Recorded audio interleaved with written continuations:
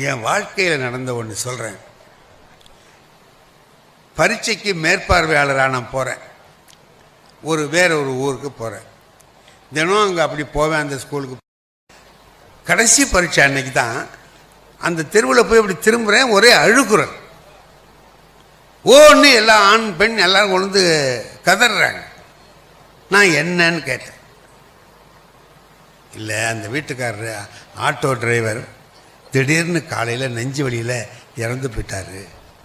குடும்பம் அப்படியே நிர்கதியாக நிற்கிது. என்ன பண்ணுறதுன்னு தெரியாமல் எல்லோரும் ஆடுறாங்க. ஐயோ பாவம்னு வருத்தப்பட்டுட்டு நான் பள்ளிக்கூடத்துக்கு போயிட்டேன். அந்த ஸ்கூல் ஹெட் மாஸ்டர் சொன்னார், வரும்போது பார்த்தீங்களான்னார். பார்த்தேன். அந்த வீட்டு பையன் நம்ம ஸ்கூலில் +2 எழுதுகிறான். இன்றைக்கி தான் கடைசி பரீட்சை. அவன் எப்படி எழுதுவான்? அவன் லைஃபே வீணாக போயிடும். இந்த வருஷம் எழுத முடியாது. அதுதான் எனக்கு வருத்தமாக இருக்குன்னார். நான் ஆமாம் சார், ஐயோ என்ன பண்ணுறதுன்னு சொல்லிட்டு நான் வந்துட்டேன். நான் ஒரு ஹாலில் போய் பேப்பர்லாம் கொடுத்துட்டேன். கொஸ்டின் பேப்பர்லாம் கொடுத்து ஆன்சர் பேப்பர்லாம் கொடுத்து எல்லாம் எழுதிக்கிட்டு இருக்காங்க. ஒரு சட்டம் என்னன்னு கேட்டால், பரீட்சையில் அரை மணி நேரம் வரைக்கும் லேட்டாக வரலாம். அரை மணி நேரம் வரைக்கும் வரலாம். அரை மணி நேரத்துக்கு முந்தி யாரும் பரீட்சை ஹாலை விட்டு வெளியே போகக்கூடாது. ஏன்னா அதுக்கு முந்தி அவன் போனான்னா அவனை பார்த்துக்கிட்டு இவன் வந்துடுவாங்கிறதுக்காக அப்படி ஒரு சட்டத்தை வச்சுருக்காங்க. நான் எல்லாம் கொடுத்து எழுதிக்கிட்டு இருக்காங்க. அப்போ ஒரு பையன் ஓடியாடுறான். அழுதுகிட்டு உளுந்தடிச்சு ஓடியாடுறான். இங்கே கிளாஸில் இருக்கிற பையன்லாம் சொல்ல, அவங்க அப்பா தான் சார் செத்து போயிட்டாங்க, இவங்க அப்பா தான் சார் செத்து போயிட்டாங்க, பரீட்சை எழுத வர்றான் சார். நான் அட பாவமே பரீட்சை எழுதலான்னு சொல்லிட்டு வந்திருக்கான் போல இருக்கு, யாரோ சொல்லி கிள்ளி அனுப்பியிருப்பாங்க போல இருக்கு, வாடா பாப்பா அப்படின்னேன். இருன்னு வந்தான். இங்கே வா அப்படின்ட்டு பேப்பர் எடுத்து கொடுக்க போகிறேன். பெல் அடிச்சிடுச்சு. அரை மணி நேரம் பெல்லு அடிச்சிட்டு இப்போ நான் கொடுக்கக்கூடாது. சட்டப்படி நான் அவனுக்கு பேப்பரை கொடுக்கக்கூடாது. ஐயா வாங்க வாங்க, ரொம்ப மகிழ்ச்சி. இப்போ நான் என்ன பண்ணேன்? கொடுக்கக்கூடாதுன்னுட்டு சும்மா இல்லாமல் ஒரு வேலை செஞ்சேன். இங்கே வா, கையெழுத்தை போடு. கையெழுத்து வாங்கினேன், பேப்பரை கொடுத்தேன், போய் எழுதுறான்ட்டு. அன்னைக்கு எங்கள் மாவட்ட கல்வி அதிகாரி வந்திருக்காருங்க. அவர் இங்கே நடந்ததை பார்த்துக்கிட்டு இருக்கிறார். அரை மணி நேர பெல்லு அடித்ததுக்கு அப்புறம் நான் ஒரு பையனை உள்ளே அனுப்பிட்டேன். சட்டப்படி தப்பு, இதை நான் செஞ்சுட்டேன். அவர் இங்கே வந்தார். ஏன் பெல் அடித்ததுக்கு பிறகு ஒருத்தன் வந்தான், விட்டீங்க உள்ள. நான் இப்போ என்ன சொல்கிறது?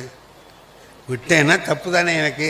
நான் சொன்னேன், இல்லை சார், நான் அவனுக்கு பேப்பர்லாம் கொடுத்து கையெழுத்து வாங்கி அனுப்புனேன், அப்புறம் தான் சார் பெல் அடித்ததுன்னு. இல்லை நான் தான் பார்த்துக்கிட்டு இருந்தேனேன்னார். நான் தான் கொடுத்தவன் சொல்கிறேன், நீங்கள் பார்த்துக்கிட்டு இருந்தேங்கிறீங்க. அவனுக்கு நான் பேப்பர்லாம் கொடுத்து உள்ளே அனுப்புனதுக்கு அப்புறம் தான் சார் பெல் அடித்ததுன்னு. இல்லை இல்லை நீங்கள் போய் சொல்கிறீங்க அப்படின்னா. இல்லை உண்மை சொல்கிறேன். எப்பா இவன் வந்தானே உள்ளே உள்ளே வந்த அப்புறம் தான் சார் மணி அடிச்சுட்டான். எல்லா பயிலும் அவன் எழுதிட்டான். பரீட்சை முடிஞ்சது. நான் வெளியில் போகிறேன். திரும்ப ரவுண்டு வர்றார் டிஓ. இங்கே வாங்க ஏன்னார். என்னை கூப்பிட்டார். உண்மையை சொல்லணுன்னார். என்னன்னு? மணி அடித்து நீங்கள் பேப்பர் கொடுத்தீங்களே, மணி அடித்த அப்புறம் தானே கொடுத்தீங்க?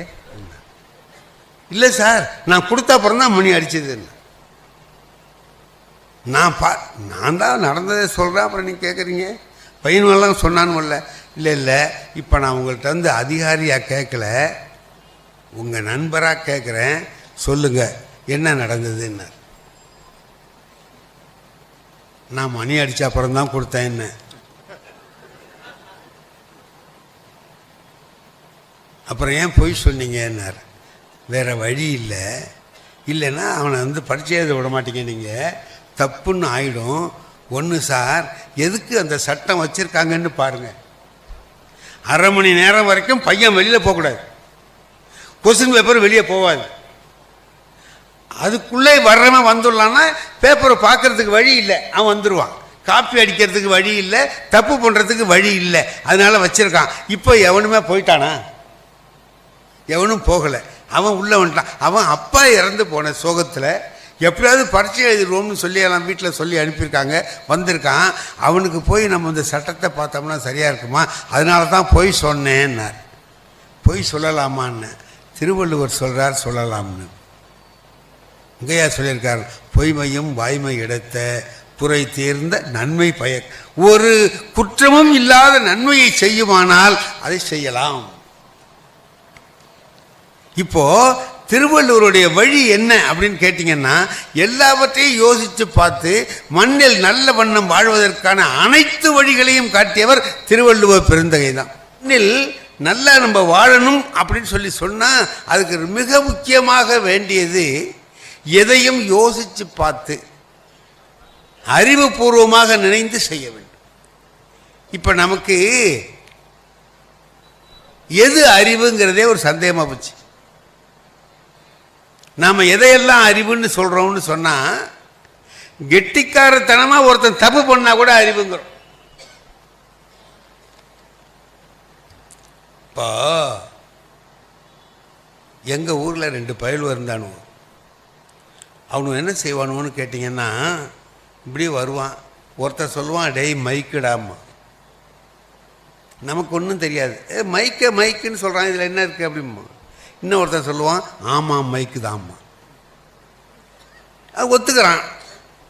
ஆனால் இவனு 2 பேரும் என்ன பேசிக்கிட்டானுங்கிறது அவனுக்கு தான் தெரியும்.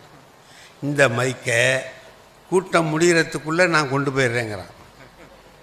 ஆமாம் மைக்கு நான் பாருங்க, அவன் என்ன சொல்கிறான், முடிஞ்சால் நீ எடு, இல்லை நான் எடுக்கிறேன், யார் எடுத்தாலும் ஆளுக்கு பாதி. 100 ரூபாய்க்கு விற்றோம்னா ஆளுக்கு 50 ரூபா. இப்படி ஒரு ஒப்பந்தம் போட்டானோன்னு அர்த்தம் அதுக்கு. இது மாதிரியே அவனை பொழப்பு ஓடிக்கிட்டு இருக்குது. ஒரு பெரிய கல்யாணத்துக்கு போயிட்டான்.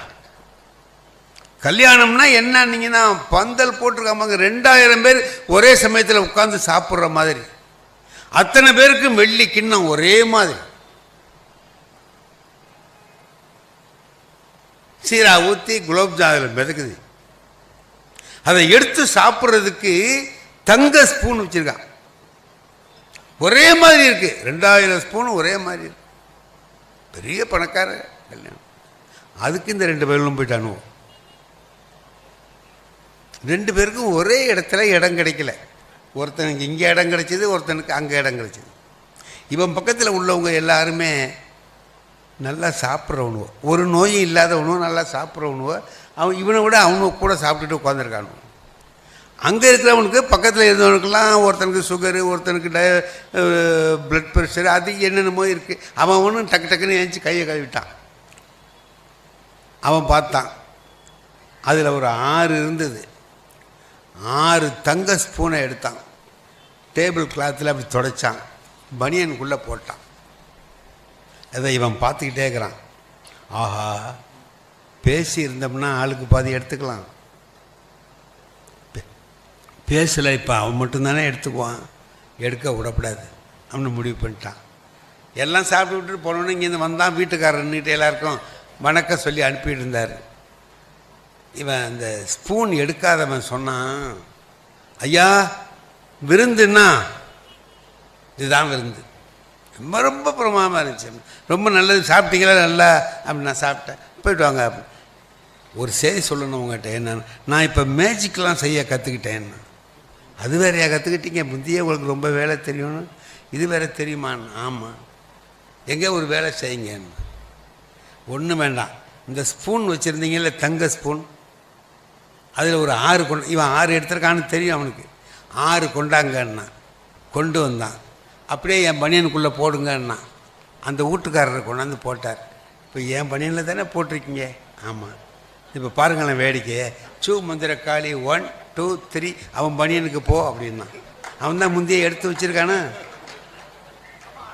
போயிருக்குமான்னாரு வீட்டுக்காரர். போய் பாரியா பார்க்குறான், இருக்கு. அடே இங்கே வந்துட்டுதே, நான் எடுத்துக்க.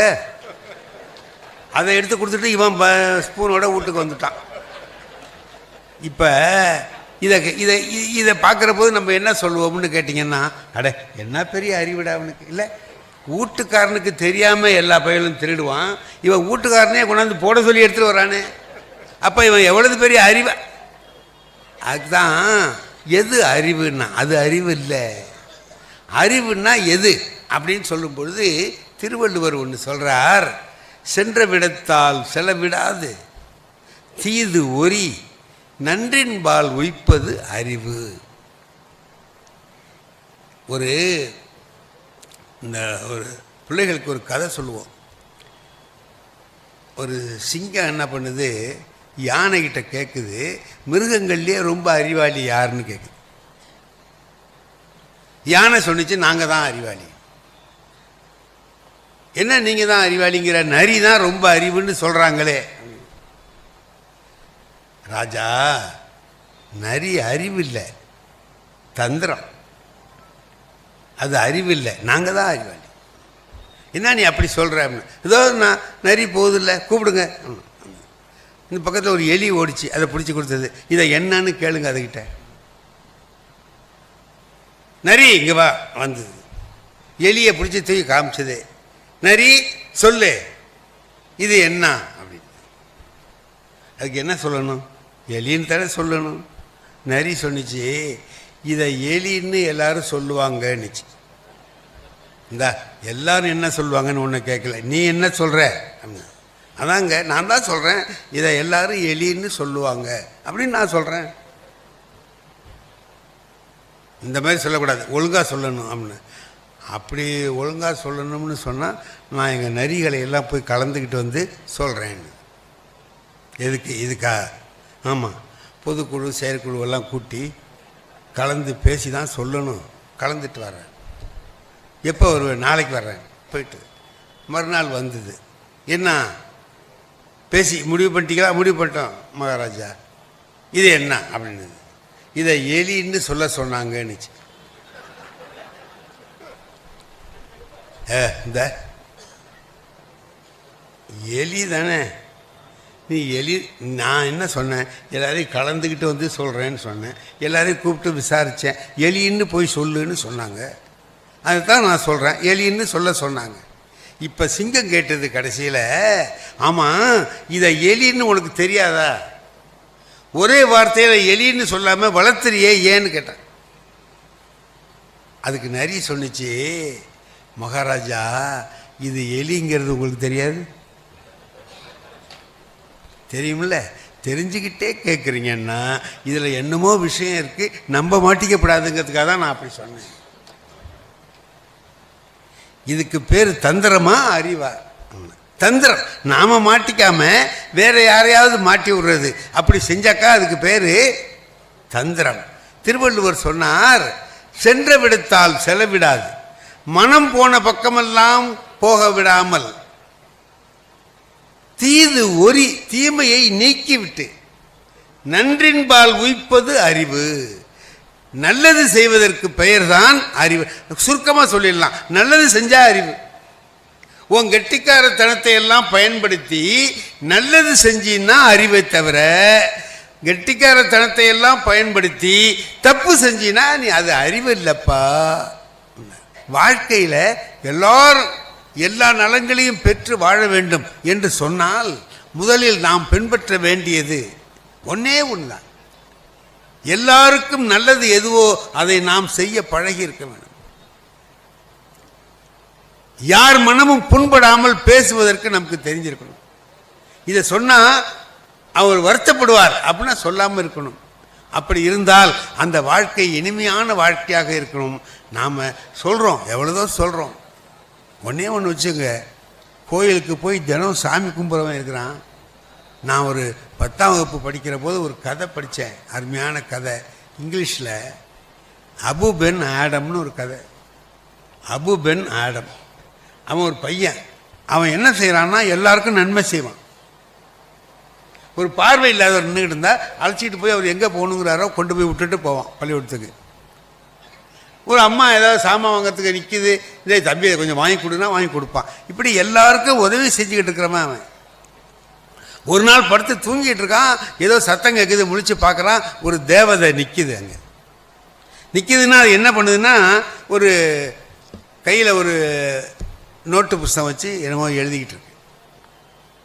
இவன் கேட்குறான், என்ன எழுதுறேன்னு கேட்டான். அதுக்கு அந்த தேவதை சொன்னிச்சு, யார் யாருக்கெல்லாம் கடவுள் பக்தி அதிகம்ங்கிறத நான் எழுதிக்கிட்டு இருக்கேன். கடவுள் பக்தி யார் யாருக்கு அதிகமாக இருக்கு அப்படிங்கிறத லிஸ்ட் எடுக்கிறேன் அப்படி. இவன் கேட்டான், அபூபன் கேட்டான், என் பேர் இருக்கான்னு கேட்டான். அது திரும்பி படிச்சுட்டு சொன்னிச்சு, இதில் இல்லையே, உன் பேர் இல்லையேப்பா. என்ன எனக்கு அப்போ கடவுள் பக்தி இல்லையா? ஏன் இல்லை? சரி போ அப்படின்னு விட்டுட்டான். ஒரு 2 நாள் கழித்து பார்க்குறான், மறுபடியும் அதே மாதிரி சத்தம் கேட்குது. ஒரு வேற ஒரு தேவதை நின்றுக்கிட்டு என்னமோ எழுதிக்கிட்டு இருக்கு. நீ என்ன எழுதுறேன்னு கேட்டான். யார் யாருக்கிட்ட எல்லாம் கடவுள் பக்தியாக இருக்காருங்கிற லிஸ்ட்டு தயார் பண்ணுறேன்னு. கடவுள் இந்த மனுஷங்கிட்ட ரொம்ப பக்தியாக இருக்கிறார் அப்படிங்கிறத நான் எழுதிக்கிட்டு இருக்கேன். என் பேர் இருக்கான்னு கேட்டான். அதுக்கு அந்த தேவதை சொன்னிச்சு, உன் பேர் தான் முதல் பேராக இருக்கு. உன் பேர் தான் முதல் பேர். மக்களுக்கு சேவை செய்தால் கடவுள் நம்மகிட்ட பக்தியா இருப்பான். கடவுள்கிட்ட நம்ம பக்தியா இருந்தோம்னா நாம கடவுள் பக்தியா இருக்க வேண்டியதுதான். எவன் ஒருவன் எல்லா உயிர்களையும் நேசிக்க கற்றுக்கொண்டு எல்லா உயிர்களையும் தம்முடைய உயிர் போல் எண்ணி உள்ளே ஒத்துரிமை உடையவராய் உவக்கின்றார்களோ அவர்கள் இறைவனுக்கு அன்பு உடையவர்களாக இருப்பார். அவர்கள் நம் மீது அன்பு செலுத்துவான், இறைவன் நம் மீது அன்பு செலுத்துவான். அப்படிப்பட்ட வாழ்க்கையை வாழ்வதுதான் நல்ல வாழ்க்கை. ஒரு பாட்டில் நரிபெரு தலைவர்னு ஒருத்தர், நரிபெரு தலையார்னு ஒருத்தர் சொல்லுவார், நல்லது செய்தல் ஆற்றீராயினும் அல்லது செய்தல் ஓம்பும் என்பார். நல்லது செய்ய உன்னால் முடியலன்னாலும் பரவாயில்லைப்பா, கெடுதல் செய்யாமலாவது இரு. நல்லது செய்ய உன்னால் முடியலையா, பரவாயில்ல விட்டுடு, கெடுதல் செய்யாமல் இரு, அது போதும்னா. இந்த காலத்தில் மிக முக்கியமாக சொல்ல வேண்டியது தீமையை செய்யாமல் இருங்கள் என்பதைத்தான் சொல்ல வேண்டும். அந்த வகையில் உலகமானது கொஞ்சம் கொஞ்சமாக மாறி வருகிறது. இந்த நேரத்தில் மண்ணில் நாம் சரியாக வாழ வேண்டும் என்றால், நல்ல வண்ணம் வாழ வேண்டும் என்று சொன்னால் பிறரை நாம் நேசிக்க வேண்டும், எல்லா உயிர்களையும் நேசிக்க வேண்டும். ராமலிங்க சாமி இருக்கிறார், கடலூரில் பெரிய கலெக்டர் மாதிரி ஒரு அதிகாரி ஒருத்தர் இருக்கிறார், வெள்ளைக்காரன். ராமலிங்க சாமிக்கு எதிராக உங்களை நான் பார்க்க வர்றேன், நாளைக்கு காலையில் 10 மணிக்கு வரேன்னு எழுதுறான். இவர் வாசலில் நிற்கிறார் ராமலிங்க சாமி. அந்த அதிகாரி வந்தால் வரவேற்கணும் வெள்ளைக்காரனை அப்படின்ட்டு. அப்போ அந்த குதிரை பூட்டின சாரட்டில் நிற்கிறான். குதிரை பக்கத்தில் நிற்கிது, ராமலிங்க சாமி பக்கத்திலே நிற்கிது. ராமலிங்க வள்ளலார் இப்படி பார்க்குறார் குதிரையை. குதிரையோட தொடையிலேருந்து ரத்தம் வடியுது, அப்படியே ரத்தம் அப்படியே வடியுது.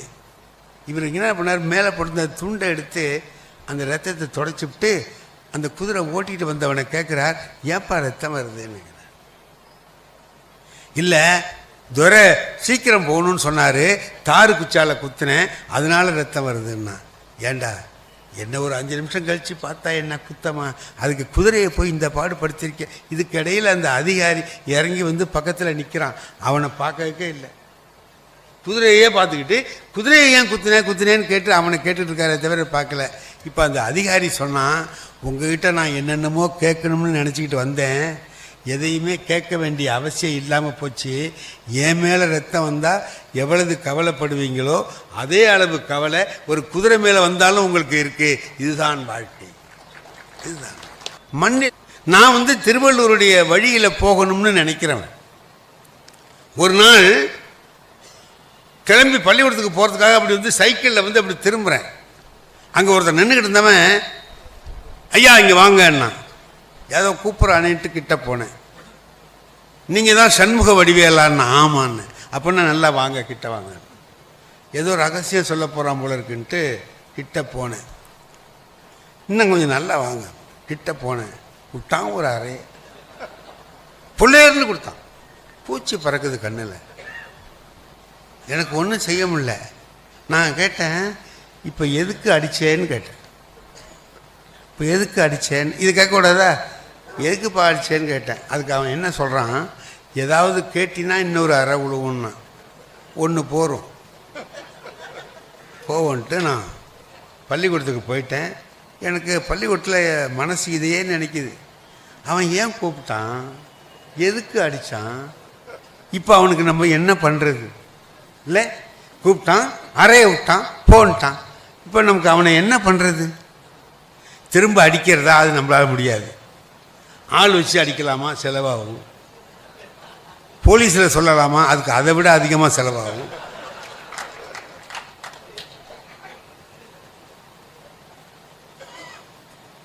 திருவள்ளுவர் என்ன சொல்றாருன்னு பார்ப்போமே.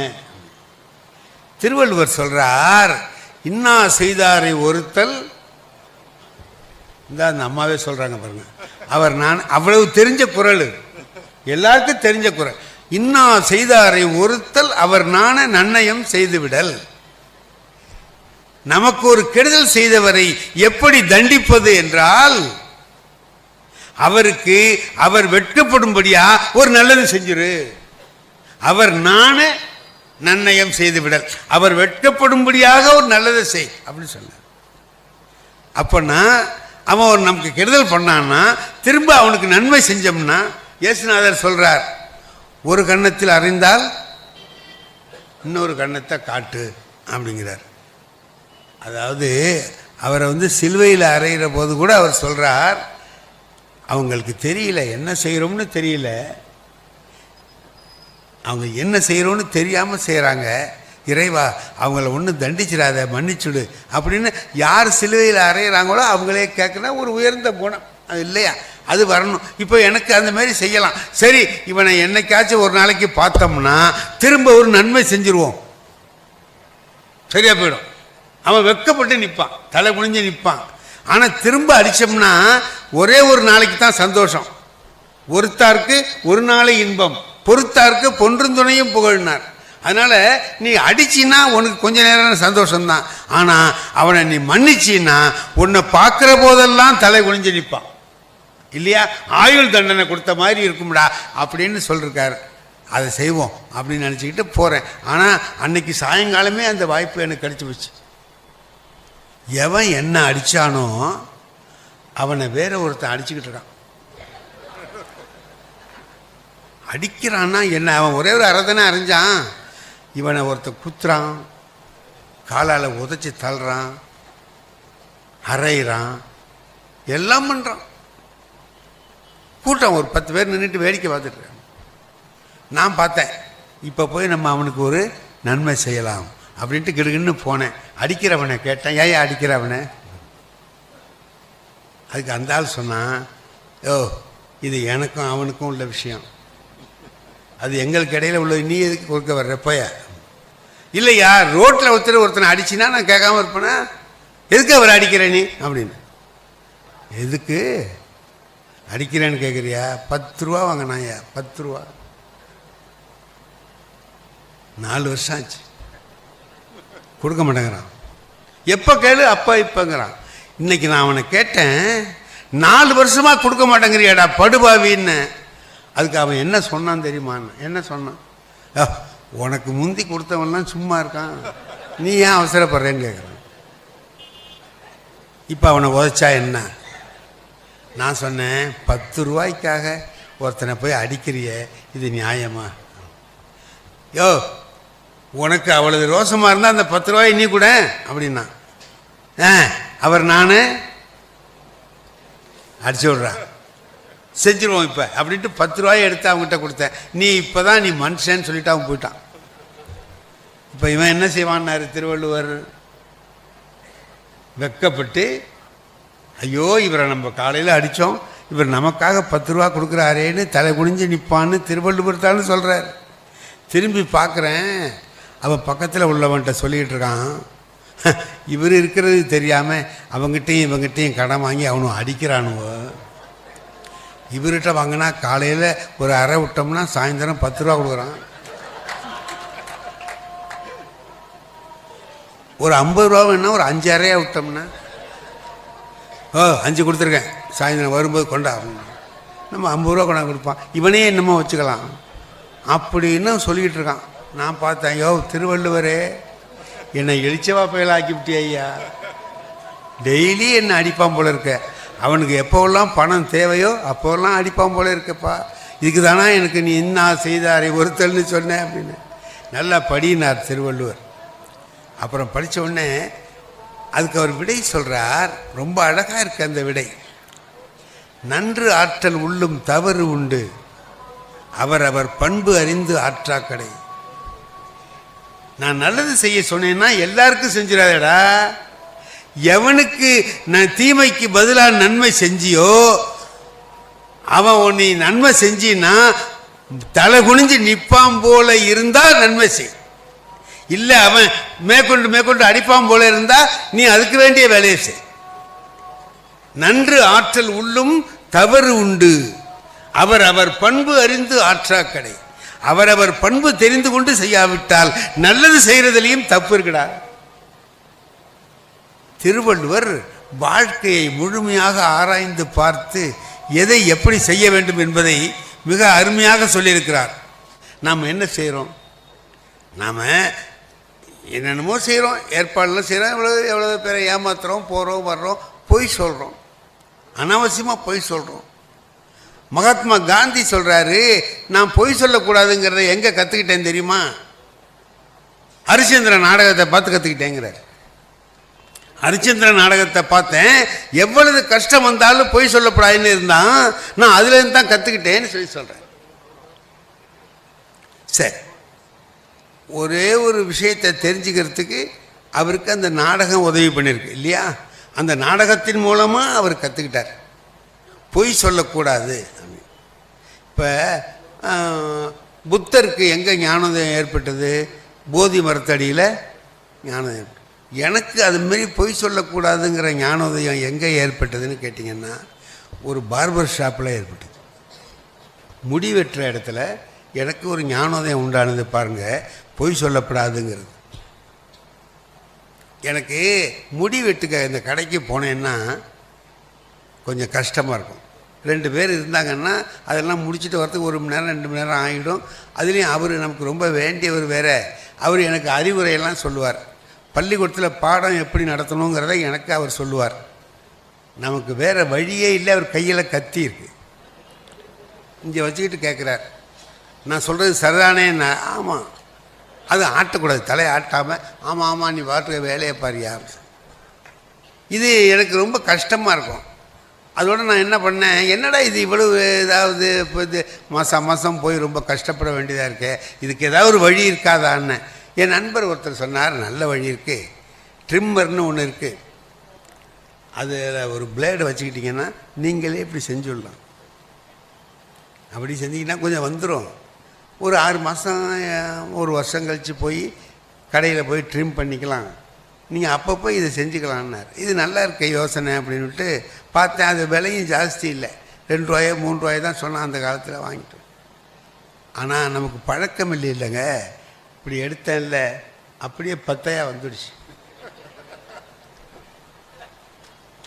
ஒரு புத்திசாலியாக இருந்தானா என்ன செய்வான், இது நமக்கு சரியாக வரல விட்டுடுவோன்னு. நான் அப்படி விடலை, இந்த பக்கம் பார்ப்போம், இங்கே சரியாக வருதான்னு பார்ப்போன்னு இங்கே எடுத்தேன், இங்கேயும் போட்டு இப்படி ஒரு 7-8 இடத்துல எடுத்து இனி இதை சரி பண்ணாமல் போக முடியாதுங்கிற நிலைமைக்கு வந்துட்டேன். சரின்னு இந்த இழுத்து சீவி மூடிக்கிட்டு அந்த கடைக்கே போயிட்டேன். ஐயா என்ன பள்ளிக்கூடம் போகிற நேரத்தில் வந்திருக்கீங்க, இந்த நேரத்தில் வரமாட்டீங்களே? இப்போ அந்த வேலை பாரு. சரின்ட்டு உட்கார வச்சு இந்த சீப்பை எடுத்துங்க அப்படி எடுத்தார். பார்த்தாரா, என்ன கரையான் அரிச்ச மாதிரி இருக்கான்ட்டு, என்னையா உங்கள் தலை இப்படி இருக்குன்னார். ஐயா விடியா வேலையை பாருயா. இல்லை ஏன் இப்படி என்னத்தினால அப்படின்னார். இல்லை நான் எங்கள் ஊருக்கு போனேன், இல்லை சொந்த ஊருக்கு. ஆமாம், அப்போ அவசரமாக பண்ணிக்கலான்னு போனேன். ஒரு சின்ன உண்மையை சொல்லியிருக்கணும், நானே செஞ்சுட்டேன்னு சொல்லியிருந்தா பிரச்சனை இல்லை. ஒரு சின்ன அவன் தெரியாமல் இப்படி வெட்டிட்டான். அப்படி என்னது சின்ன வெட்டினானா? அவனோடையெல்லாம் செருப்பாலேயே அடிக்கணும்னாரு. இப்போ அவர் யாரை சொல்கிறாரு? இதை மாதிரி வெட்டினவனை நான் உண்மையை சொல்லியிருந்தா அவர் சொல்ல மாட்டார். யாரோ ஒரு வெட்டிட்டான்னு சொன்னவொடனே அவனை அடிக்கணும்னு தான் சொல்கிறாரே தவிர என்ன ஏன் குத்துது, என் மனசு என்ன குத்துது, ஒன்று செருப்பால் அடிக்கணும்னு சொல்கிறாரு அந்த ஆள். அட அவன் சின்ன பிள்ளையா ஏதோ தெரியாமல் வெட்டிட்டான், அவனை ஒன்றும் திட்டாத, என்ன அவன் நம்மளை தான் திட்டுறாரு தெரியுது, அவனை ஒன்றும் திட்டாதையா விடு அப்படின்னு. அவன் திட்டாதையா, நீங்கள் எப்படியாப்பட்ட ஆள் உங்களுக்கு போய் இப்படி வெட்டியிருக்கலாம்? மரத்தில் கட்டி வச்சு சார் இந்த பயலோல முடியா, ஏதோ தெரியாமல் செஞ்சுட்டான், இன்னும் கொஞ்சம் மேல் நிலவுக்கு போயிட்டார், இன்னும் அடுத்தது எங்கே போவார்னு தெரியாது. நான் பார்த்தேன் நிறுத்து அப்படின்னு. என்னன்னு அவன்லாம் வெட்டல, எவனும் வெட்டல, நான் தான். நான் உன்கிட்ட சொல்கிறதுக்கு வெட்கப்பட்டுக்கிட்டு நான் இப்படி சொன்னேன்னு. நீங்களா சார் வெட்டினீங்க? நான் ஆமான்னு. முதல் தடவையிலே உங்களுக்கு வேலை நல்லா வருது சார்ட்டான். அப்போ ரிட்டையர் ஆக போகிற நேரம் அவர் என்ன சொல்கிறாருன்னா, இது அடுத்த இந்த வேலையை கூட நீ பார்க்கலாங்கிற மாதிரி. சார் நான் என்ன சொல்கிறேன், பொய் சொல்லக்கூடாதுங்கிறது ஒரு சாதாரண விஷயம். வாய்மை எனப்படுவது யாது? திருவள்ளுவர் கேட்கிறார்.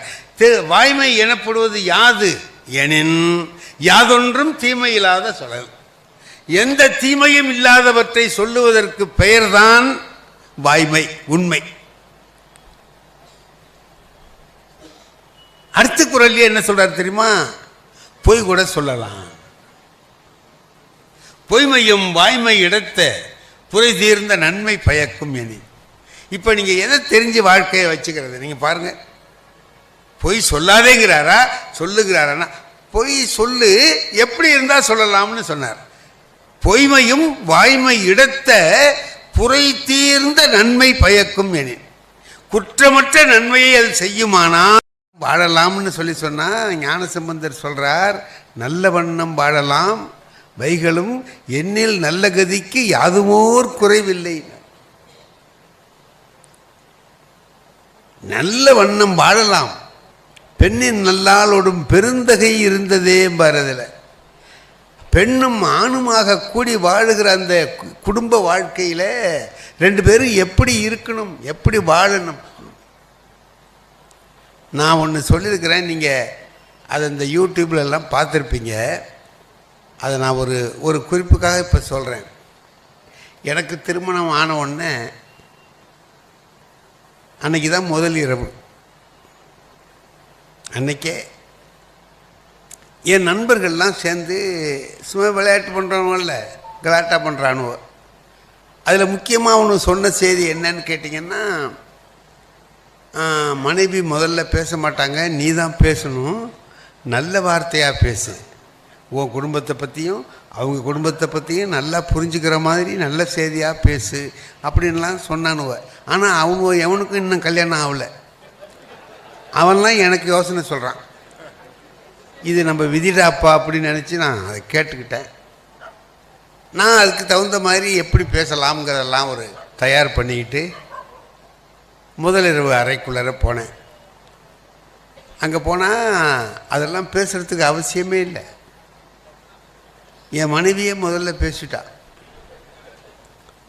அவள் என்ன பேசினா முதல்லன்னா, நான் எவ்வளோதோ பொம்பளைங்களை பார்த்துருக்கேன், ஆனால் உங்கள் அம்மா மாதிரி ஒரு ராட்சசி உலகத்திலேயே இல்லை அப்படின்னு.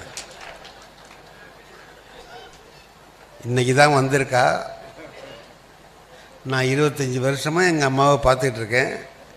என்கிட்ட வந்து இன்றைக்கி வந்தவ சொல்கிறா, உங்கள் அம்மா மாதிரி ஒரு ராட்சசி உலகத்திலேயே இல்லை.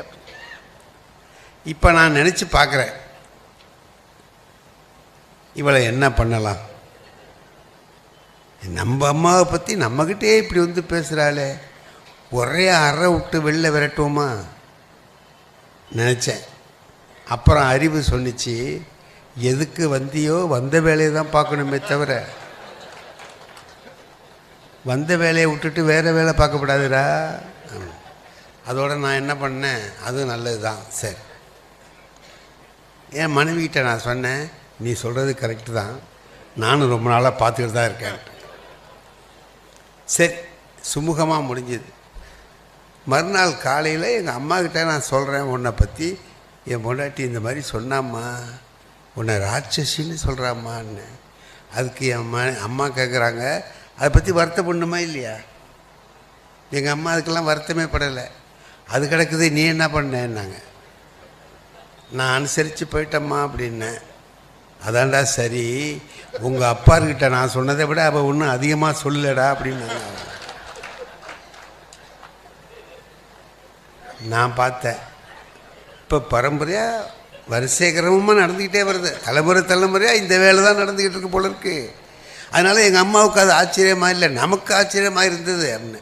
ஆனால் நல்ல வண்ணம் வாழலாம்ங்கிறதுக்கு என்ன ஒரு அடையாளம்னு கேட்டிங்கன்னா, யார் எங்கள் அம்மாவை ராட்சசி அரக்கின்னு சொல்லி சொன்னாலோ அந்த மருமகளை எங்கள் அம்மா, நாங்கள் 4 பேர் அண்ணன் தம்பி,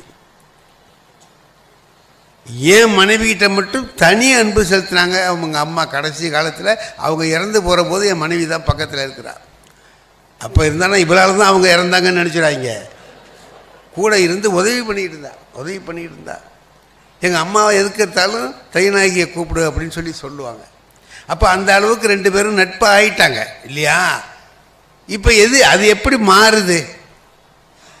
அறிஞர் அண்ணா அவர்கள் ஒரு செய்தி சொல்லுவார். இந்த திருமணத்தில் வாழ்த்து சொல்கிற போது ஒரு ஊரில் இந்த செய்தியை சொன்னார். ரொம்ப நல்ல செய்தி.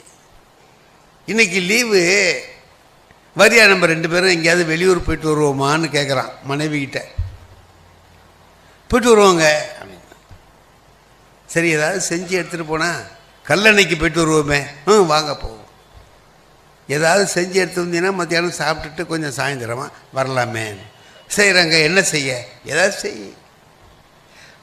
புளி சாதம் செய்யட்டுமா? செய்ய.